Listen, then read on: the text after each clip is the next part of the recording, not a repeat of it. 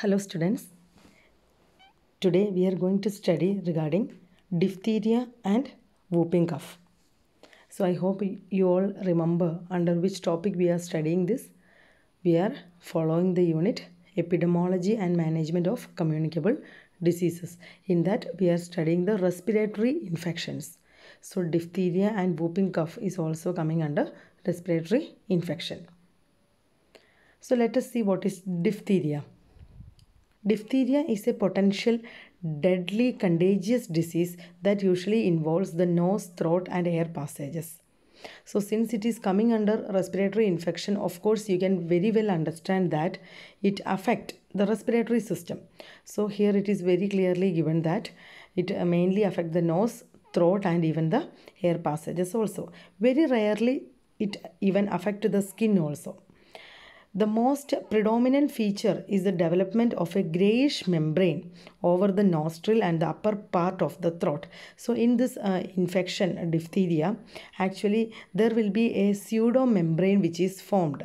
What do you mean by pseudo? A false membrane. So this membrane, it is a grayish white membrane, white grayish membrane, and it usually can be seen in the nostril and even the upper part of the throat. We are going to study in detail about this particular pseudo membrane in the signs and symptoms. So let us see the epidemiological triad. I hope by this time you all are very well aware. So then after just introducing that particular infection, you have to directly enter into the epidemiological triad of diphtheria. So in the epidemiological triad of diphtheria, you have to explain regarding agent factors, host factors and environmental factors. So let us see the agent factors or causative agent. So diphtheria is caused by Corynebacterium diphtheriae. What is the name? Corynebacterium diphtheriae. It is a gram-positive bacteria. It is a non-motile bacteria. The source of infection can be either the case or the carrier. That means the person who is having diphtheria and even the person who had affected with diphtheria. It can be a carrier also. So the case and even the carrier also can act as a source of infection for other person. The period of infectivity, it varies around from 14 days to 28 days. ഈ രോഗം വന്നതിന് ശേഷമുള്ള ഒരു 14 മുതൽ 28 ദിവസം ആ ദിവസമാണ് ഇത് സ്പ്രെഡ് ചെയ്യാനായിട്ട് കൂടുതൽ സാധ്യത. The period of infectivity, that means it can easily spread to others during this particular days, 14 to 28 days. The nasopharyngeal secretions, discharges from the skin lesions, contaminated formites, all this can be a source of infection. See, especially we have told it's a respiratory infection which affect the upper respiratory tract. So like nasopharyngeal secretion is one of the thing which can spread the infection. Then the discharges from skin lesion, because we have seen very rarely sometimes it affect the skin also. So the skin lesions, from that the secretion comes, it can also be a contamination. And when formites, what is formites? Yes, like it can be insect, any insect which comes in contact directly with the secretion. It can when it comes into your food, or when it comes into the skin of other person, or when it comes in contact with the mucous membrane of other people. So this all can spread the infection. There are nasal and throat carriers. See, some people they have infection in the nasal region, some people they have more infection in the throat region.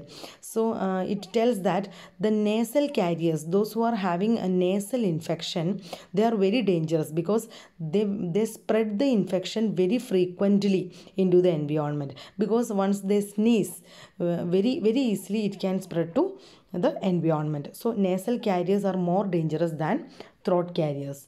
So when we look, these all were the agent factors. Let us see the host factors. So in the host factors, we can see that especially the children of 1 to 5 years of age are mostly affected, and both genders are affected. We cannot tell that males or females they are mostly affected.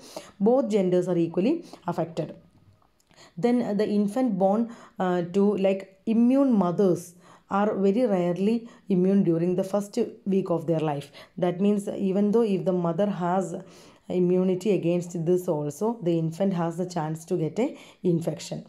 Then as always we used to tell the non-immunized persons or poor immunity person, these all people have a very minute chance to get diphtheria. Mainly you have to remember, especially children of 1 to 5 years, and both genders are affected. Then environmental factors. Diphtheria occurs in all seasons. We cannot tell this only this particular season diphtheria comes. All the seasons it usually affect, but almost winter months it's favor the spread. So during winter months we can see that there is a rapid spread of diphtheria. Next, let us see the mode of transmission. Diphtheria is transmitted. So see, since it is coming under respiratory infection, I have already given you a clue. All this infection which is coming under respiratory infection, very clearly we have seen what was the mode of transmission. Of course, it will be respiratory transmission, direct transmission from person to person through droplets. How the droplets come out? Yes, through coughing and sneezing, and rarely it spread through the skin lesions, because as I have told, there may be skin lesions. So skin lesions or the clothes which is contaminated from the discharge, അല്ലേ, infected ആയിട്ടുള്ള person ഉപയോഗിച്ചിട്ടുള്ള വസ്ത്രം നമ്മൾ ഉപയോഗിക്കുക, അല്ലെങ്കിൽ അവർ ഉപയോഗിച്ച എന്തെങ്കിലും വസ്തുക്കൾ, കണ്ടാമിനേറ്റഡ് ആയിട്ടുള്ള വസ്തുക്കൾ ഉപയോഗിക്കുക, ഇതുപോലെയുള്ള കാര്യങ്ങൾ നമുക്ക് ഒരു ഇൻഡയറക്റ്റ് മോഡ് ഓഫ് സ്പ്രെഡായിട്ട് നമുക്ക് പറയാം. So a person also can get infection by coming in contact with any object which has been contaminated with the bacteria by the which causes the diphtheria. So the main what is the mode of transmission? Person to person direct contact through respiratory droplets, through coughing and sneezing.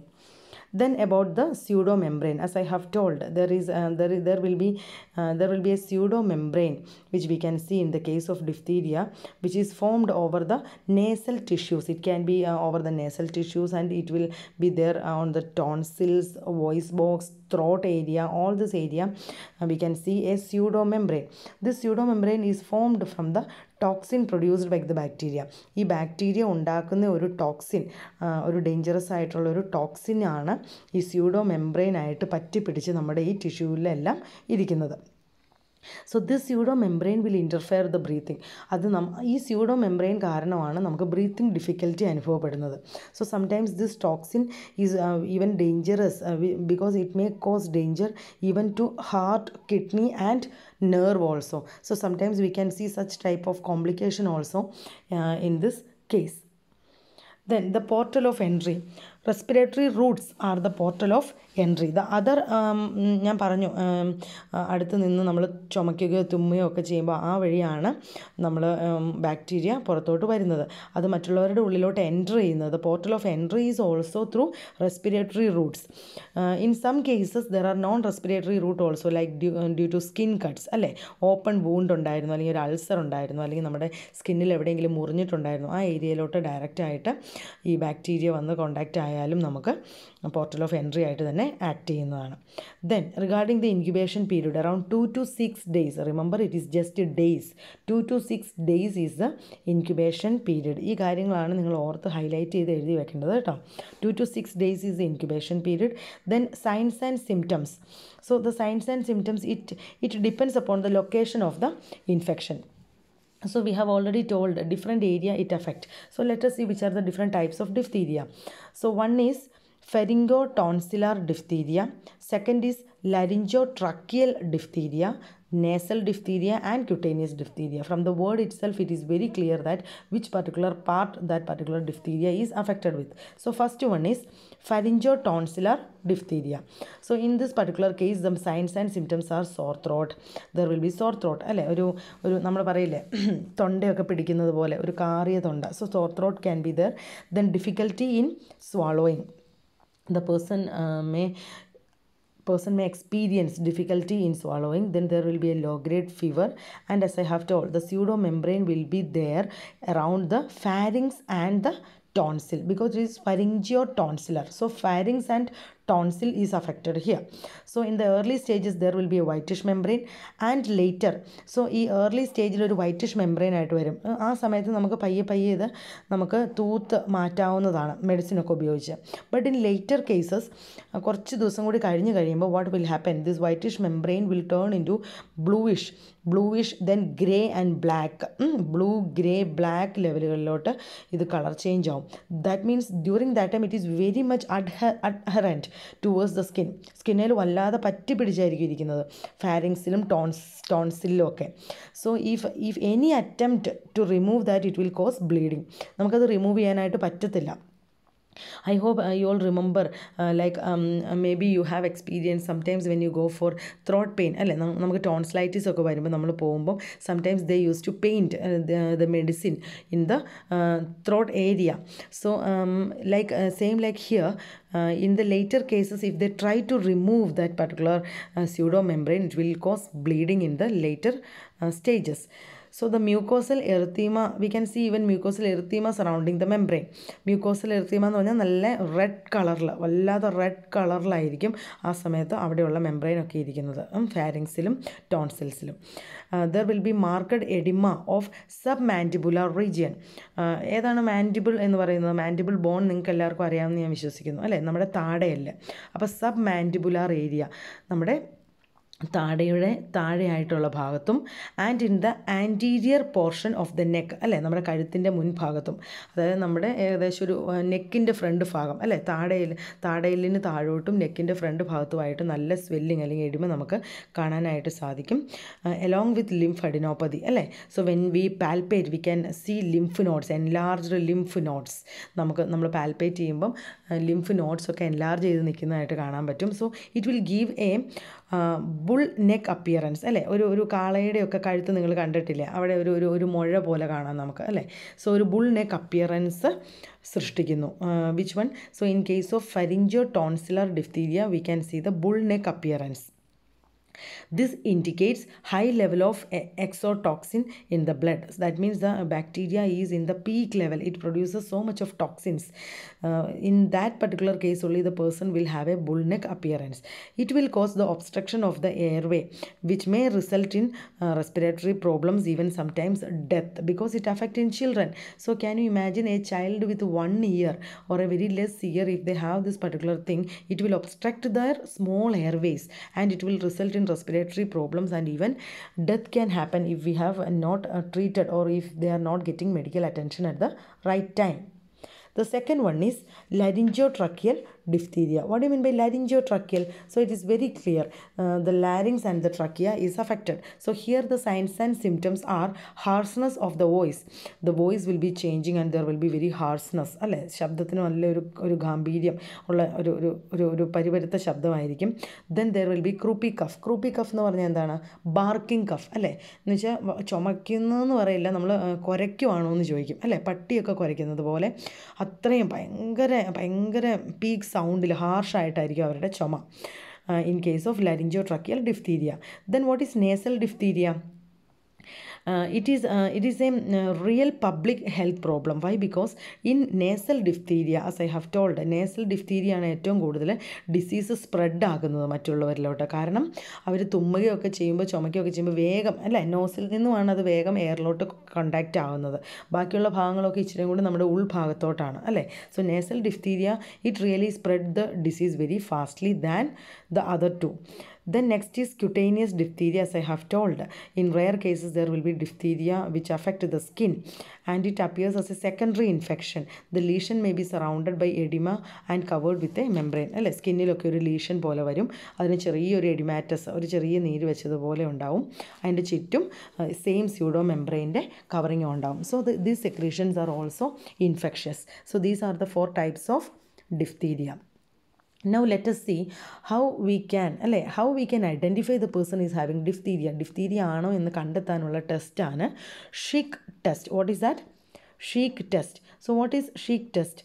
It is performed to know whether the individual is susceptible to Corynebacterium diphtheria. Corynebacterium diphtheria toxin ആ ആളുടെ ശരീരത്തുണ്ടോ എന്ന് നമ്മൾ test ചെയ്യുന്നതാണ് ഷീക്സ് test എന്ന് പറയുന്നത്.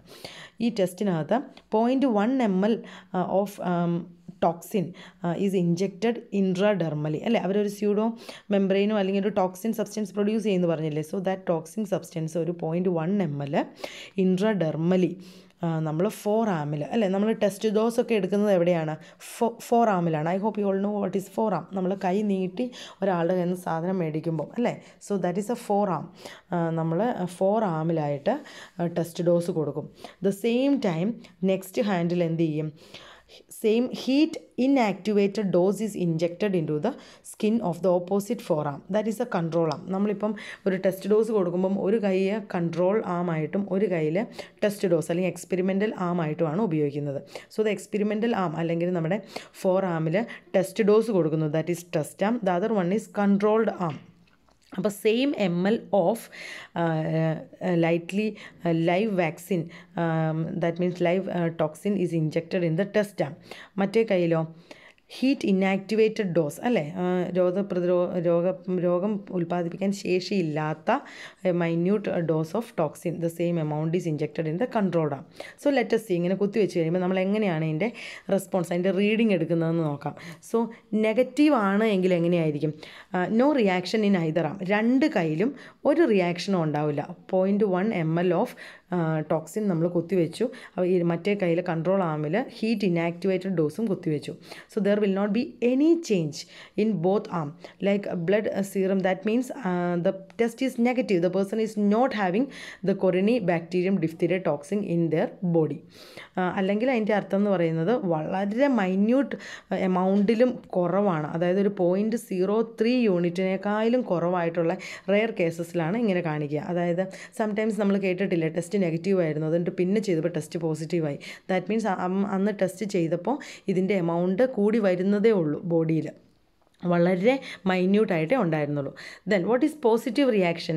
So positive reaction means in the tested arm there will be a circumscribed red induration അല്ലേ, കയ്യിൽ തടിച്ച് വരും 10 to 50 mm വലിപ്പത്തിൽ, only mm not centimetre, it is millimetre. Remember 10 to 50 millimeter വലിപ്പത്തിൽ ഒരു റെഡ് ഇൻഡ്യൂറേഷൻ അല്ലേ, ചുമന്ന നിറത്തിൽ പയ്യെ തടിച്ച് പൊങ്ങി വരും കുത്തിവെച്ച ഭാഗത്ത് within 24 to 36 hours and it reaches fully developed by 4th to 7th day. 4ാമത്തെ അല്ലെങ്കിൽ 7ാമത്തെ ദിവസം ആകുമ്പോഴേക്കും നല്ല രീതിയിൽ ചുമന്ന് തടിച്ച് വരും ആ കുത്തിവെച്ച ഭാഗം. And slowly it fade in to a brown patch, എന്നിട്ട് പയ്യെ അതൊരു ബ്രൗൺ പാച്ചായി അവിടുത്തെ സ്കിന്ന് പീൽ ഓഫ് ചെയ്യും. And there is no change in the control arm. That means the person is positive. ആ പേഴ്സൺ ഡിഫ്തീരിയയ്ക്ക് സസെപ്റ്റബിൾ ആണ്. It is a positive case. Then what is pseudo positive case? What you mean by pseudo? False positive അല്ലേ. ആ കേസിൽ red induration will appear equally in both arm. Control ആമിലും tested ആമിലും രണ്ട് കയ്യിലും ഒരേപോലെ ഇൻഡ്യൂറേഷൻ വരും. And it faded last by 4th day. ഒരു 4 ദിവസം കഴിയുമ്പോഴേക്കും അത് താന്നു പോകും. ആ കണ്ടീഷനാണ് സ്യൂഡോ പോസിറ്റീവ് എന്ന് പറയുന്നത്.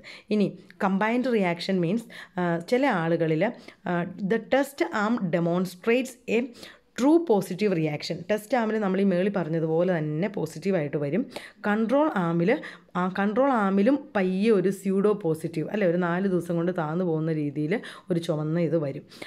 അങ്ങനെ ആവാം ചില ആളുകൾ. അങ്ങനെ വന്നാലും ആ പേഴ്സൺ സസെപ്റ്റബിൾ ആണ് കേട്ടോ. സോ കമ്പൈൻഡ് റിയാക്ഷൻ ആണെങ്കിലും പോസിറ്റീവ് റിയാക്ഷൻ ആണെങ്കിലും ആ പേഴ്സണ് കൊറിനിബാക്ടീരിയം ഡിഫ്തീരിയ ടോക്സിൻ ബ്ലഡിലുണ്ട് എന്നാണ് സൂചിപ്പിക്കുന്നത്. The other two is pseudo positive reaction and negative reaction. അതുണ്ടെങ്കിൽ they are not susceptible. This is about the Schick test. So you should remember Schick test is the diagnostic test we do in case of Corynebacterium diphtheria. Diphtheria ആണോ ആ person എന്ന് കണ്ടുപിടിക്കാനുള്ള ടെസ്റ്റാണ് Schick test. Next is how we can prevent and control diphtheria. So since it is a communicable disease, only thing is vaccination mainly. And since it is a respiratory infection, of course we have to yearly identify the cases and the carriers, because this condition can even spread from carriers also അല്ലേ. ഇത് nasal റീജിയണിൽ അല്ലെങ്കിൽ ത്രോട്ടിലൊക്കെ carry ചെയ്യുന്നവരിൽ നിന്നും infection spread ആവാനുള്ള സാധ്യതയുണ്ട്. So we have to detect the case early. The nasal and throat swab culture, that is the blood culture, is very important. And this is very important because this can detect the case early. So we have to detect the case early. The nasal and throat swab culture, that is the blood culture, is very important. And this can detect the case early. So we have to detect the case early. The nasal and throat swab culture, that is the blood culture, is very important. Test should be done to detect the cases. നമ്മൾ കേസസിന് കണ്ടുപിടിക്കാനായിട്ട് nasal അല്ലെങ്കിൽ throat swab culture എടുത്തിട്ട് അല്ലേ, ത്രോട്ടിൽ നിന്നൊക്കെ swab culture എടുത്തിട്ട്, because it will show the toxin, pseudo മെംബ്രെയിനിൽ നിന്നുള്ള ടോക്സിൻ്റെ പ്രസൻസ് കാണിക്കും. അതിൻ്റെ അർത്ഥം അയാൾക്ക് ഉണ്ട് എന്നാണ് അല്ലേ. സോ അതാണ് വൺ ഓഫ് ദ മെത്തേഡ്, അവർ early identification. Then isolate all cases carriers in the hospital at least for 14 days. At least for 14 days we have to isolate all the cases and carriers of diphtheria. Then about treatment. So in case of treatment, we can tell that the treatment is for cases and for carriers. So what is about for cases? Those who are having diphtheria, how we can treat? Administer a test dose of 0.2 ml intradermally. Then the diphtheria antitoxin around 10,000 to 8,000 units. പല കുട്ടികളും എക്സാമിന് ഇത് ML എന്നൊക്കെ എഴുതി വയ്ക്കും. നമ്മൾ 10,000 അല്ലെങ്കിൽ 80,000 ML ഒന്നും ആരിലും കുത്തിവെക്കില്ല. ദാറ്റ് ഈസ് യൂണിറ്റ് അല്ലേ, വളരെ മൈന്യൂട്ടായിട്ടുള്ള യൂണിറ്റാണ്. So diphtheria antitoxin 10,000 to 80,000 unit or more are administered IM or IV depending upon the severity. ആ പേഴ്സൻ്റെ സിവിയറിറ്റി അനുസരിച്ച് ആൻറ്റിടോക്സിൻ നമ്മൾ അവരിൽ കുത്തിവെക്കും. That is one treatment form. Then apart from the antitoxin, each case is given. ഈ ആൻറ്റിടോക്സിൻ കൊടുക്കുന്നതിന് പുറമേ 2.5 lakh unit of penicillin every 6 hours ഒരു protection എന്നുള്ള നിലയ്ക്ക് അല്ലെങ്കിൽ ഒരു ആൻറ്റിബയോട്ടിക് എന്നുള്ള നിലയ്ക്ക് പെൻസിലിൻ കൊടുക്കും. അല്ലെങ്കിൽ എറിത്രോമൈസിൻ, പെൻസിലിൻ അലർജിക് ആയിട്ടുള്ളവരിൽ എറിത്രോമൈസിൻ കൊടുക്കും 250 mm per 6 hours for 5 to 6 days, 5 to 6 days. അപ്പോൾ നമ്മൾ എന്തൊക്കെയായിരുന്നു ഇതിൻ്റെ ട്രീറ്റ്മെൻറ്റ്? ഡിഫ്തീരിയ ആൻറ്റിടോക്സിൻ കൊടുക്കും, IM അല്ലെങ്കിൽ IV. Then we will be giving penicillin allergic ആയിട്ടുള്ളവർക്ക് എറിത്രോമൈസിൻ കൊടുക്കും for 5 to 6 days. This is for the treatment of cases. And for carriers, we usually administer oral erythromycin for 10 days. So for carriers, as a precaution, we used to give oral erythromycin for 10 days. Then for contacts, those who came in contact, so the treatment to contact depends upon their immune status to diphtheria. So no action is needed if primary dose was received within previous 2 years. Last 2 yearsൽ our ഇതിനെതിരെയുള്ള immunisation എടുത്തിട്ടുള്ള contact ആണ് എങ്കിൽ അവർക്ക് പ്രത്യേകിച്ച് ട്രീറ്റ്മെൻറ്റിൻ്റെ ഒന്നും ആവശ്യമില്ല. ഇനി the booster dose is recommended if primary dose or booster was received more than 2 years.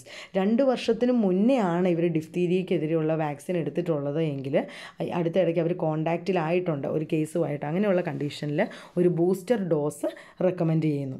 Then A non immunised close contact, അതായത് ഇതുവരെ ഡിഫ്തീരിയക്കെതിരെ ഒരു ഇമ്മ്യൂണൈസേഷൻ എടുത്തിട്ടില്ലാത്ത ഒരാൾ ഡിഫ്തീരിയ ഉള്ള ഒരാളുമായി കോണ്ടാക്റ്റിൽ വന്നു.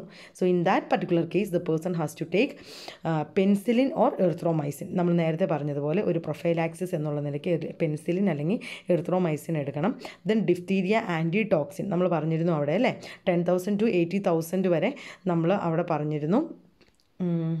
Yes, 10,000 to 80,000 we have scene.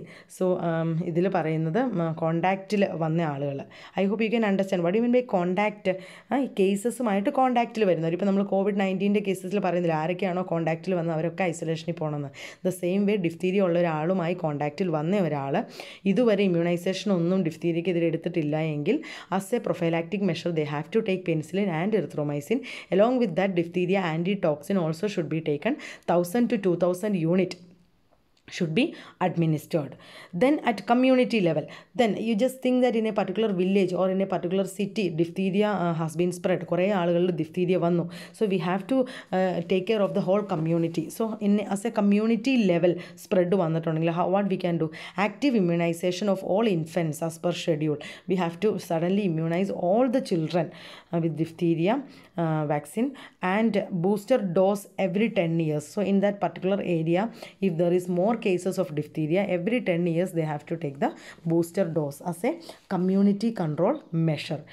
Then let us see some of the complications.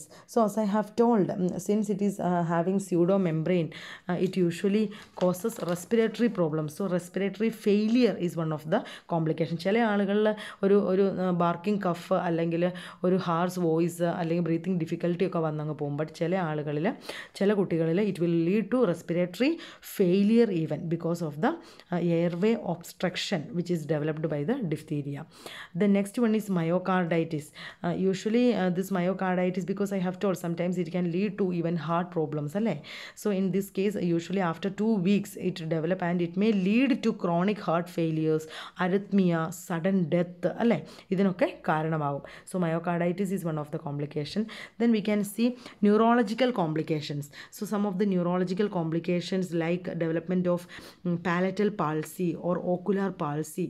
So like nerve failures, palsy നമുക്ക് കാണാൻ പറ്റും. Then loss of accommodations and polyneuritis, these all things. So again I am telling you all have to go through this terminologies. I am not going to explain which are the neurological complications. One is palatal palsy, ocular palsy, loss of accommodation and polyneuritis. In the coming class or in the coming one of the Google Meet, I will ask you how many of you have seen this terminologies, because you are just BSc second years. Many new terminologies you will be getting. Whenever you are getting any terminology, try to maintain it in a book, so that when you complete your course BSc nursing, you will be having a fund of knowledge regarding terminologies. Doctors ഒക്കെ എഴുതുന്ന terminologies ഒക്കെ just ഒന്ന് വായിക്കുമ്പോൾ തന്നെ you will be able to identify what it is. So you have to read the terminology. So like some of the examples of neurological complications are palatal palsy, ocular palsy and polyneuritis and loss of accommodation. Then they have some renal complications. Diphtheria mattoru complication aanu renal complications. So in that the person may feel with oliguria, proteinuria. So oliguria, proteinuria, these all you have to find out what it is. I hope you all have learned in first year, but still it is good if you can find out. So these are some of the renal complications. Then let us see the immunization against diphtheria. So as we all know, there is mass immunization against the 6 killer disease. So one of this is diphtheria. Which are the 6 killer disease? Can you all tell me which are the 6 killer disease? If it was a discussion class or if it was a real classroom, I know that many of you should have told by this time, because you all have learned immunization schedule. So what are the 6 killer disease? Measles, poliomyelitis, diphtheria, pertussis, tetanus and tuberculosis. ഓർത്തിരിക്കാൻ ഒരു എളുപ്പ വഴിയുണ്ട്. ഒന്ന് DPT vaccination ഉണ്ടല്ലോ, അത് ഓർത്തിരിക്കുക. What is DPT? Diphtheria, pertussis, tetanus. Other than this 3, the next 3 is measles, polio, tuberculosis. Measles, polio, tuberculosis and DPT, diphtheria, pertussis and tetanus. These are the 6 killer disease. So we have a combined vaccination of DPT. നിങ്ങൾ എല്ലാവരും പഠിച്ചിട്ടുണ്ടാവുമല്ലോ DPT vaccination എന്ന്. So DPT vaccination അകത്ത് the D element, diphtheria. So it's a combined vaccination, and even we have DT vaccination also, DT booster എന്ന് കേട്ടിട്ടില്ലേ. So in that only diphtheria and tetanus. DT vaccine is also there. 0.5 ml IM anterior lateral side of the mid thigh, anterior lateral side അല്ലേ, front ഭാഗത്തുള്ള സൈഡിൽ അല്ലേ, anterior and the lateral side of the mid thigh they used to give this immunization. It is given at the age of 6 weeks, 10 weeks and 14 weeks. നിങ്ങൾ immunization പഠിച്ചിട്ടുള്ളതാണ്. I am not going to focus again. 6 weeks, 10 weeks and 14 weeks. And even the booster dose is also given at the 16 to 24 months, and even in the 5 to 6 years we used to give the booster dose of DPT. Then even single vaccine is also available. നമ്മൾ ഇതുവരെ കണ്ടതുപോലെ തന്നെ only against diphtheria. അങ്ങനെ single വാക്സിനേഷനും available ആണ്. And even antisera is also available. That means this antisera is prepared from horse serum അല്ലേ. ഹോഴ്സിലൊക്കെ ഡിഫ്തീരിയയുടെ bacteria കുത്തിവെച്ചിട്ട് അവരുടെ ബ്ലഡിൽ നിന്നും അതിനുള്ള ആൻറ്റിബോഡീസ് ഉൽപ്പാദിപ്പിച്ചെടുത്ത് അവരുടെ സീറത്തിൽ നിന്നും ഉണ്ടാക്കുന്നതാണ് this antisera, which will give a protection. So this antisera is also available as a immunization form against diphtheria. I hope you all have understood about diphtheria. Even you can read more in KPAR textbook. Then now let us enter into the next one, pertussis, otherwise whooping cough അല്ലെങ്കിൽ villain ചുമ എന്നറിയപ്പെടുന്ന രോഗമാണ് pertussis. Pertussis, otherwise it is known as whooping cough. It is also one of the 6 killer disease. നമ്മൾ already ഇപ്പോൾ 6 killer disease ഏതൊക്കെയാണ് എന്ന് പഠിച്ചു അല്ലേ. So it is also one among the 6 killer disease. Especially it affect the young children and the majority cause of infant death worldwide is because of pertussis. Infants ഏറ്റവും കൂടുതൽ ലോകത്ത് മരിക്കാൻ കാരണമാവുന്ന ഒരു infection, respiratory infection or respiratory communicable infection ആണ് pertussis. The other name for pertussis is 100-day cough. That means, of course, you can understand what is the severity of cough in this particular infection. 100 days of cough അല്ലെങ്കിൽ whooping cough. എന്തുകൊണ്ടാണ് അതിനെ villain ചുമ എന്ന് പറയുന്നത്, whooping cough എന്ന് പറയുന്നത്? Because there will be a whooping noise created during the cough. ചുമച്ച് വല്ലാതെ ഒരു വൂപ്പിംഗ് ആയിട്ടുള്ള അല്ലേ, ഭയങ്കര ബ്രീത്തിങ് എടുക്കാൻ ബുദ്ധിമുട്ടുള്ള രീതിയിലുള്ള ഒരു ചുമയായിരിക്കും. അതുകൊണ്ടാണ് അതിനെ വില്ലൻ ചുമ അല്ലെങ്കിൽ 100 days of cough എന്ന് ഈ ഡിസീസിനെ അറിയപ്പെടുന്നത്. So let us see the epidemiological triad of pertussis. So let us see the agent factors. So the causative agent is B. pertussis. B. pertussis is the causative organism for pertussis and it infects only men, and the source of infection is a case. There is no carriers, only case will be infecting others, and it affect only men. The bacteria occur in nasopharyngeal and bronchial secretions. So it will be usually the bacteria is present only in nasopharyngeal secretion and bronchial secretions. And sometimes in the contaminated object. The infectious 1 week after exposure to about 3 weeks after the onset of the paroxysmal stage. That means this agent infectious ആവുന്ന period എന്ന് പറയുന്നത് 1 week after the exposure. So 1 week after the exposure to about 3 weeks after the onset of paroxysmal stage. What is paroxysmal stage? ഈ ഡിസീസിന് ഒരു 3 സ്റ്റേജുകളാണുള്ളത്. അതിലൊരു second stage, that means the severe stage is known as paroxysmal stage. We will be seeing it in the stages. So paroxysmal stage, that is the second stage or the sudden uncontrollable stage. Peak ആവുന്ന ഈ disease peak ആവുന്ന സ്റ്റേജാണ് paroxysmal stage. ആ particular onset ടൈമിലും ഇത് വളരെ infectious ആണ്. The secondary attack average to around 90% in unimmunised contact. That means ഒരു സെക്കൻഡറി അറ്റാക്കിനുള്ള ചാൻസ് ഉണ്ട്. 90% ഇത് രണ്ടാമത് വരാൻ സാധ്യതയുണ്ട് നമ്മൾ ഇമ്മ്യൂണൈസേഷൻ എടുത്തിട്ടില്ലെങ്കിൽ. In an unimmunized person or unimmunized contact, there can be a chance of second attack for 90%. Then the host factors. The disease, it is a disease of infant and preschoolers. So see how much it is difficult. So diphtheria ആയാലും pertussis ആയാലും ഇതൊക്കെ mainly ചിൽഡ്രനെയാണ് അല്ലേ, infant and young ചൈൽഡിനെയാണ് ഇത് affect ചെയ്യുന്നത്. So we have to take it all this things very much seriously. That's why it is all covered under vaccination അല്ലേ. അതുകൊണ്ടാണ് ഇതിനെല്ലാം vaccination coverage Indian government അല്ലെങ്കിൽ വേൾഡ് വൈഡ് വാക്സിനേഷൻ പ്രൊവൈഡ് ചെയ്തിട്ടുള്ളത്. The highest incidence is seen among children below 5 years of age. See, very severe. So like infant below 6 months are at high risk of mortality. Even deathinu vare kaaranamaavunnu. Because can you imagine a small child of 6 months, otherwise a child who is less than 5 years, if they get a whooping cough, villan choma അല്ലെങ്കിൽ 100 ദിവസത്തെ ചുമ എന്നൊക്കെ പറയുന്ന ഒരു condition ഇത്രയും ചെറിയൊരു കുട്ടിക്ക് കിട്ടുമ്പോൾ we can imagine the child will not be able to overcome. There will be respiratory distress, there will be failure of respiration, so even it can lead to death. So it especially affect a female child than male child. ഇതുവരെയുള്ള incidents rate ഒക്കെ അല്ലെങ്കിൽ scenario അല്ലെങ്കിൽ നമ്മുടെ ഇതുവരെയുള്ള statistics ഒക്കെ നോക്കി കഴിയുമ്പോൾ especially it is affecting female child than a male child.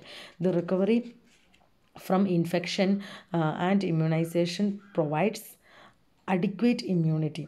That means once we are infected with whooping cough, otherwise if you are immunized, then we can tell it really provide adequate immunity alle. So maximum it gives immunity to a person once it came, and if we are immunized to it. The infants are susceptible to infection right from the birth since the maternal antibody does not provide protection. See, നമ്മൾ ചില conditions പഠിച്ചിരുന്നു. If the mother pregnant ആയിട്ടുള്ള സമയത്ത് മദറിന് infection വന്നിട്ടുണ്ടെങ്കിൽ കുട്ടിക്കും വരില്ല, because the കുട്ടിക്കും അതിൻ്റെ പ്രൊട്ടക്ഷൻ കിട്ടും, ആൻറ്റിബോഡിയുടെ പ്രൊട്ടക്ഷൻ കിട്ടും. But in case of pertussis or whooping cough, even though the mother had this also, the child infant will not get the protection. So in fact can get infection later stages. Then the environmental factors throughout the year, but high incidence is seen in winter and spring months. See, എപ്പോൾ വേണമെങ്കിലും വരാം, എങ്കിലും കൂടുതൽ chance winter and spring മന്ത്സിലാണ്. So the environmental factors which is favourable for the spread or the multiplication of pertussis bacteria is during the winter spring months, and overcrowding it favors and poor economical conditions. See, so personal hygiene അല്ലെങ്കിൽ social distancing. So because many of the environmental factors whatever we have studied in respiratory infection, we can see these two factors, overcrowding and poor economical conditions. What it means, നമ്മൾ social distancing maintain ചെയ്യുകയും ഒരു good personal hygiene maintain ചെയ്യുകയും with a basic necessary living conditions നമുക്കുണ്ടെങ്കിൽ many of this can be preventable. Because these two overcrowding and poor economical conditions, it favors as an environmental factor, it favors the multiplication of this bacteria. Mode of transmission is droplet infection.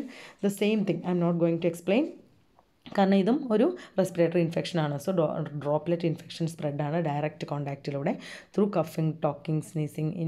Incubation period is 7 to 14 days but not more than 3 weeks. Maximum is 7 to 14 days and not more than 3 weeks. And as we have seen, the various signs and symptoms, occurs in 3 stages. The 3 stages. So first one is catarrhal stage. Second one is paroxysmal stage, then convalescent stage. So catarrhal stage എന്ന് പറയുന്നത് the first 10 days is catarrhal stage. During this time the person will be having running nose. There will be slight running nose, slight sneezing, low grade fever, mild cough, all these things. And in the paroxysmal stage, which lasts for 2 to 4 weeks, the person will be having peak cough, even which can lead to respiratory distress. അവർ വല്ലാതെ ചുമയ്ക്കുന്നു. ഇപ്പോൾ ആ ഒരു പീരീഡിലാണ് ശരിക്കും whooping cough എന്നുള്ള name അന്വർത്ഥമാകുന്നത്. So there will be continuous cough and there will be peak cough during paroxysmal stage. And the third one is convalescent stage. That is a 1 to 2 weeks at the end part, 1 to 2 weeks. That is the last stage of the illness, we can tell. That means the person starts to return back into his normal health. So they are recovering. Those the recovery stage is the convalescent stage.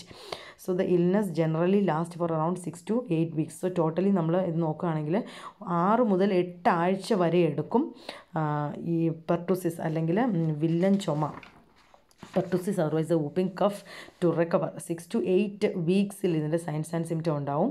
So the first 10 days it is catarrhal stage. That means a mild stage with a slight sneezing, coughing, running nose, low grade fever. Then paroxysmal stage, the severe form, and the convalescent stage, that is the stage of returning back into the previous health. The next one is regarding the control. Since it is a communicable disease, the way is early detection and isolation of the cases, then treatment of the cases and disinfection of the discharges from the nose and throat are the highly effective measures by which we can control the disease. Then the drug of choice is erythromycin, 30 to 50 milligram per body weight, per kg body weight. So like 30 to 50 milligram per kg body weight. According to that we have to give the dose for the child, and which is divided into 4 divided doses for 10 days. So continuous for 10 days we have to give. Then other alternatives are ampicillin or tetracycline. Ampicillin and tetracycline is also a drug of choice in case of there is any allergy towards erythromycin. And prophylactic treatment as a prophylaxis, if that means നമ്മൾ diphtheria, നമ്മൾ pertussis അല്ലെങ്കിൽ villain ചുമയുള്ള ആളുടെ അടുത്ത് പോയി അല്ലെങ്കിൽ അവരുമായിട്ടൊരു contact വന്നൊരു prophylactic measure, അല്ലെങ്കിൽ വരാതെ ഇരിക്കാനായിട്ട് നമ്മൾ എടുക്കുന്ന മെഡിസിൻ എന്ന് പറയുന്നതും എറിത്രോമൈസിൻ അല്ലെങ്കിൽ ആംപിസിലിൻ ആണ് four 10 days. Next is active immunization. As I have told, the immunization against pertussis is DPT, അല്ലേ? Diphtheria, pertussis and tetanus. ഇതിന് മൂന്നിനും ഒന്നിച്ചാണ് വാക്സിൻ ഉള്ളത്. DPT, so in A combined vaccine form, and even single vaccine is also available. അല്ലേ, എല്ലാ കേസിലും single വാക്സിനും available ആണ് കേട്ടോ. Single vaccine, that means A killed vaccine only against pertussis, that is around 0.5 ml IM അല്ലെങ്കിൽ subcutaneous ആയിട്ട് എടുക്കുന്നു. Then vaccine given in 3 doses at interval of 6 to 8 weeks. So even single vaccine എടുത്താലും it is given in 3 doses at an interval of 6 to 8 weeks.